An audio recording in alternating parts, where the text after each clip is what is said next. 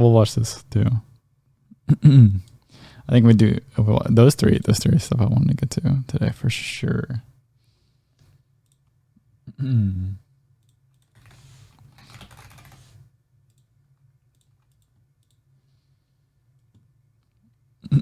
seen any of these already?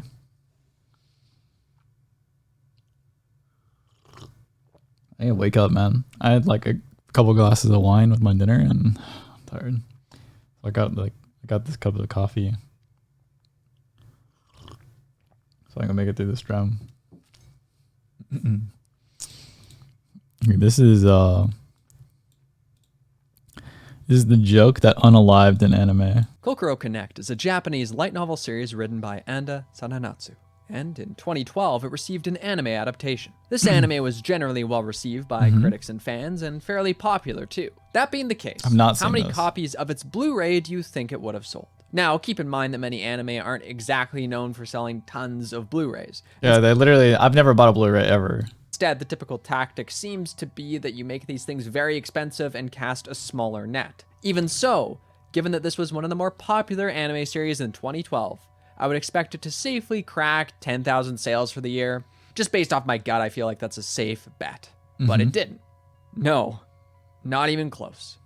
It only sold 2,140 copies. That's it. Of course, sales like that don't bode well for a sequel, and sure enough, it never received a proper one. I should watch this. Because of that, Kokoro Connect was doomed to be an incomplete adaptation, just like so many anime that people enjoy. But why? Was there something wrong with it that made it only sell this many copies? I mean, from the series reception, that doesn't seem to be a major factor. It wasn't well received by the JP community? In fact, a lot of people really like it and would have loved to see more. So, what happened? Well, a joke happened. Or maybe joke isn't quite the right word. Mitsuhiro Ichiki is the main character in this story. See, he's a voice actor who, back before 2012, had managed to voice in a number of anime, mostly as supporting characters. So, when he received an audition for an anime original character in Kokoro Connect, I'm sure he was excited. This looks like K-On! To attend. He went there, performed, and then he waited. Eventually, a promotional event for the anime was held, and Ichiki was invited. This event, which would not only contain in-person attendees, but was streamed to one of Japan's largest video sites, no doubt represented a big moment in Ichiki's career. After all, though he hadn't yet heard back about the audition, how could this be anything other than good news?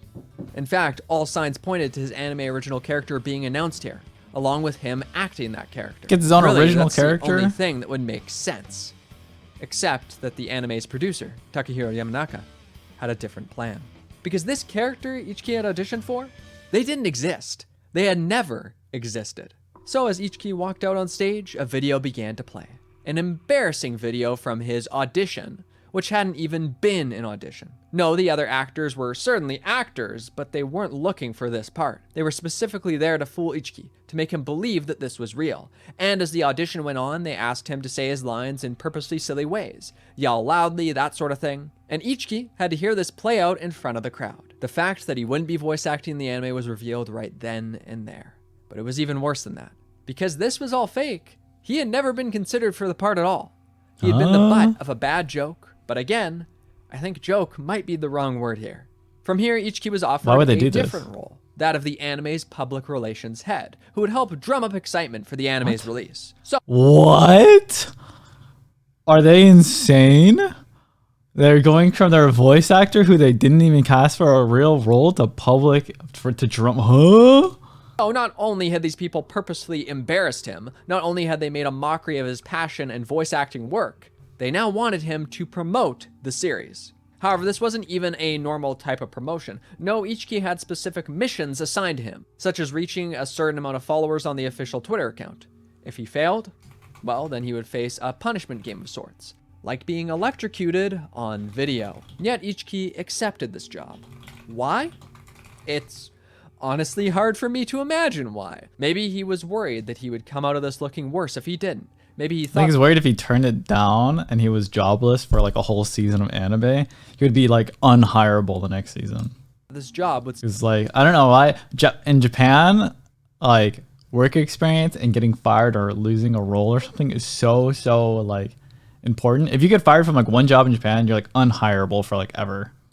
still be a good opportunity for his It's really toxic. Regardless, things got worse from here. Some other people involved in the anime's creation were found to have been mocking Ichiki and his dream of being a voice actor. Eventually, fans caught wind of this and they were not happy. Many Japanese ones vowed to outright boycott the anime, and based on these sales, it seems like they did. This joke had come to fruition, and it had killed the anime. This story, though not exactly widely well known, is definitely discussed among anime fans online to some degree. And what I outlined above has been taken as the true version of events. Each time, though, the primary source listed for this is a Pastebin article from 2012, which contains translations for certain interviews and discussions. Here, another popular voice actor from the show was found to say that he didn't think seeing the moment a person crumbles would be so beautiful. It's also stated that Ichiki told the story to another voice actor, Tomokazu Sugita, who said that, "That is so sadistic, what the fuck? If it were me, I would remember the face of everyone there forever." However, there's an issue with this story of bullying, and that's what Ichiki himself has to say on the matter in his own blog post. Here, Ichiki writes that while he can understand people interpreting this negatively, he doesn't see this as a case of bullying. In fact, he writes that he's saddened whenever he sees someone say that they feel sorry for him or that they can't forgive the perpetrators. If anything, this disdain for those he's working with seems to be the main thing causing him pain. As he says, "I don't think anyone who writes articles on the internet for fun would ever understand." He even goes so far as to specifically state that he's now experienced the horror of the internet firsthand. At the end, he promises that he didn't write this article under the internet's a pretty fucked up place, not gonna lie. pressure, though he knows some will believe that regardless, but he still wants to keep telling the truth.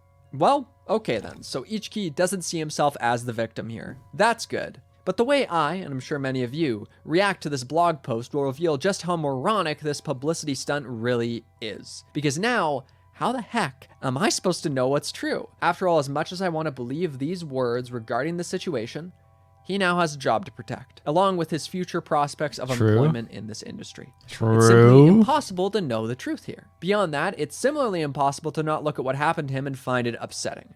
Even if he did take it well, it's such a horrible thing to do. That's not a good practical joke. It's just mean. Still, more than that, his words about the horror of the internet ring true. Years later, this incident still follows those involved, and details have become super hard to verify. For instance, voice actor Takehiro Mizushima states that the outrage, in part, stemmed from an upload of the incident in a form different from the original intention. What does this mean exactly? No idea.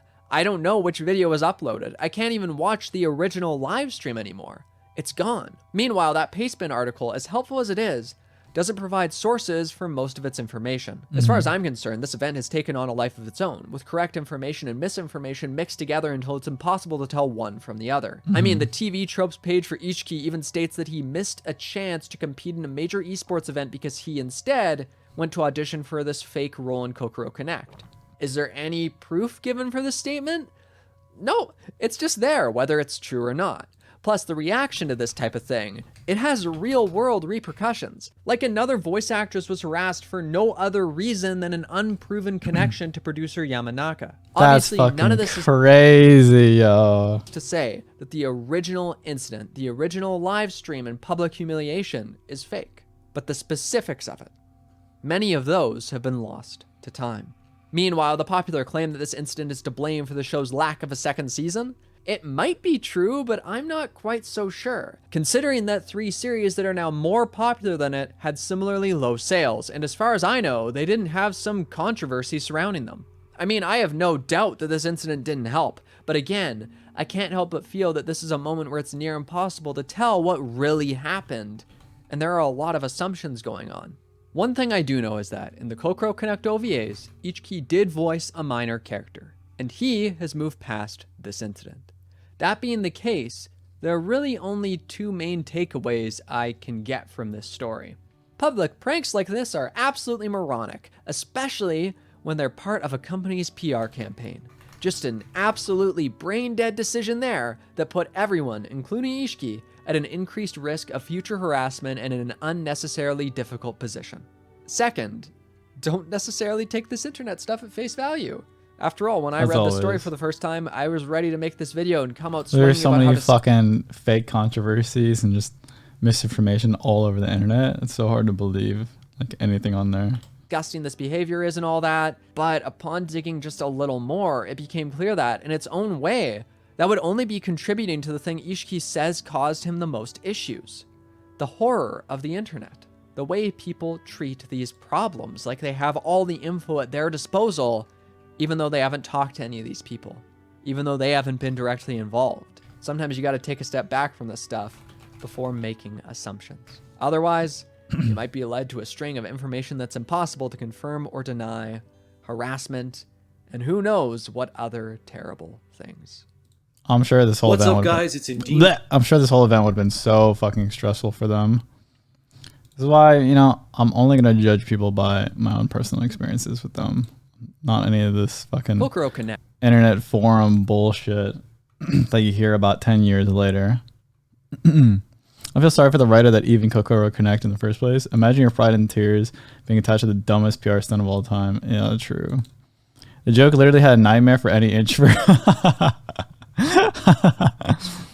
The thing of their culture is that you stood up for yourself against higher ups, you're more likely to be shamed by everyone. Basically killing off your career right there. So they always end up agreeing to anything, no matter how ridiculous and absurd they are. Yeah, working at a Japanese company is like, you have to become such a yes man. Because if you don't and you lose your job because you, like, you know, talk back to your superior or do anything like that, you literally become unhireable forever. And your career dead right there. Everything you work towards, all your education, donezo.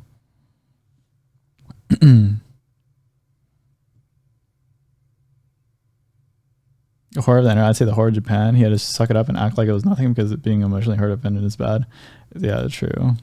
If Ishiki genuinely had no hard feelings about the incident or towards people who were in on the prank, then he's a better sport than me. I would have been mortified if I was in his shoes. I don't think I would have continued pursuing a voice acting career after that. Honestly, the guy must be strong if he kept going and even got a few minor roles even after the fact of everything. But that just fucking sucks, man.